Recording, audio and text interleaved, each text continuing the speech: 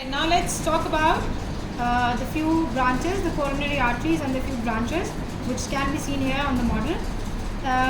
So here we have the origin of the right coronary artery. This is the right coronary artery and it travels within the right coronary sulcus or the right atrioventricular sulcus. So it moves here, and once it reaches the acute margin of the heart, it gives off the acute marginal branch. Right, so this is the acute marginal branch of the right coronary artery. Now then, let's follow this right coronary artery within the coronary sulcus as it moves posteriorly. So once it reaches here, it gives off a branch which is known as the posterior interventricular branch. This posterior interventricular branch travels within the posterior interventricular sulcus.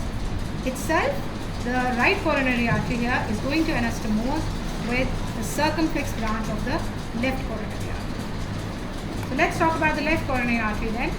Left coronary artery, once it emerges from a sinus within the ascending aorta, immediately after its origin, it gives off a major branch known as the anterior interventricular artery.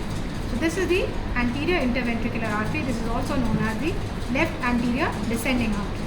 This anterior interventricular artery is present in the anterior interventricular sulcus. From this anterior interventricular artery, you have diagonal branches which travel across diagonally over the left ventricle. So, then another branch from the left coronary artery is the obtuse marginal branch. So, this is the obtuse marginal branch of the left coronary artery here, and the left coronary artery then travels as the circumflex coronary artery within the coronary sulcus, and then here you can see, you can follow it here. This circumflex branch of the left coronary artery then goes and anastomoses with the right coronary artery here. Alright, now we're going to talk about the coronary veins that can be seen here on this model. Now, we just talked about this sulcus here, which is the anterior interventricular sulcus. Within this anterior interventricular sulcus, you have the great cardiac vein, right? This is going to be traveling within this anterior interventricular sulcus, and then this great cardiac vein is going to travel, continuation of this great cardiac vein is going to travel within the coronary sulcus here. Now here, on the left or the obtuse margin of the heart, you have the obtuse marginal branch or obtuse marginal vein which drains into this coronary, the great cardiac vein, the continuation of the great cardiac vein. And then again, this travels within the coronary sulcus. Now, within this, you're going to have the drainage of the posterior vein of the left ventricle into this part. Now this dilated part here is known as the coronary sinus. The coronary sinus receives the main venous drainage from all the great veins of the heart. Right? So this is the coronary sinus. Now, so this is the coronary sinus. The coronary sinus then, after receiving the drainage from the great veins, then drains into the right atrium of the heart. Right? So it receives drainage from the veins of the heart and drains into the right atrium. So here, if you move on posteriorly, here we can see the diaphragmatic surface showing the two ventricles here. So in between these two ventricles, we have the posterior interventricular sulcus.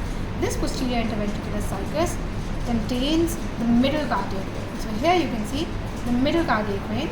This is the middle cardiac vein, and this again is draining into coronary sinus. The coronary sinus is present in the near the crux of the heart. Now, what is the crux of the heart? The crux of the heart is the point where all the sulci meet. So you have the meeting of the interatrial, the interventricular, as well as the coronary sulcus. So that is the crux of the heart. So we've talked about the great cardiac vein, the middle cardiac vein.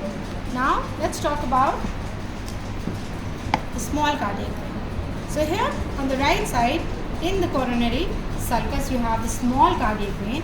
This receives drainage from the acute marginal vein which travels along the acute margin of the heart, and this then forms the small cardiac vein, and the small cardiac vein again also drains into the coronary sinus. In addition to that, you also have some small branches draining the anterior aspect of the right ventricle, and these branches drain directly into the right atrium of the heart.